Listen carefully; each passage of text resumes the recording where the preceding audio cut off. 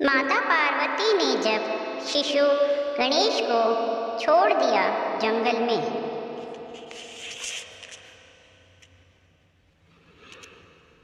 भगवान शिव के परिवार के बारे में तो सब जानते ही होंगे। भगवान गणेश उनके सबसे छोटे पुत्र हैं, जो कि बहुत ही नटखट थे। वे हमेशा अपने माता पिता को किसी न किसी बात से तंग किया करते थे। कहते हैं कि एक बार एक घने जंगल में शिशु गणेश को माता पार्वती छोड़कर चली गई। उस जंगल में हिंसक जीव ही घूमते रहते थे। वहाँ कभी कभार ऋषि मुनि भी उस जंगल से गुजरते थे। उस भयानक जंगल में एक सियार ने उस शिशु को देखा और उसके पास जाने लगा।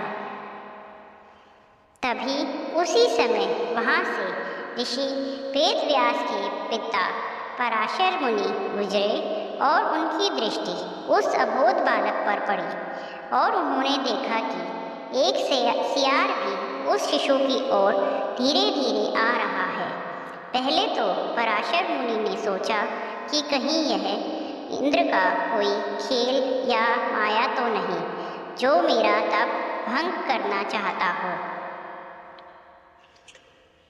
यह सोचते हुए महर्षि पराशर तेजी से शिशु की ओर बढ़े और यह देखकर वह सियार अपनी जगह पर ही रुक गया और फिर चुपचाप ही वन में कहीं गुम हो गया। महर्षि पराशर ने उस बालक को ध्यान से देखा।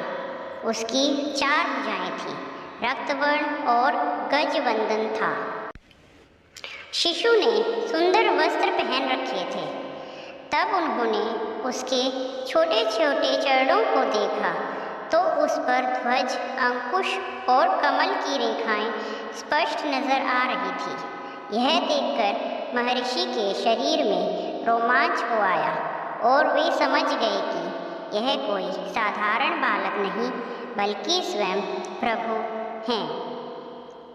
तब उन्होंने शिशु के चरणों में अपना मस्तक रख दिया और वे खुद को भाग्यशाली समझने लगे। वे उस शिशु को लेकर अपने आश्रम चल पड़े।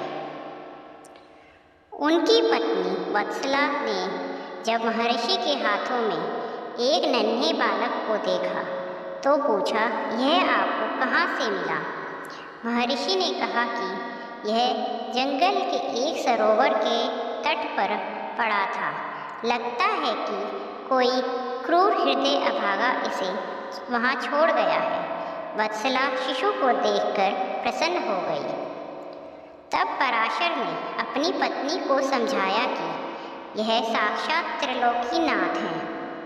यह हमारा उद्धार करने के लिए आए हैं। यह वचन सुनकर वत्सला रोमांचित हो गई। उन दोनों ने मिलकर गणेश का लालन पालन किया। इन्हीं गणेश ने ही ऋषि वेदव्यास के कहने पर महाभारत लिखी थी। बाद में गणेश ने इस अवतार में सिंदूरासुर का वध कर उसके द्वारा कैद किए गए कई राजाओं और वीरों को मुक्त कराया था। यह बता दें कि गणेश जी के खराब स्वास्थ्य के कारण पार्वती माता ने उन्हें जंगल में छोड़ दिया था।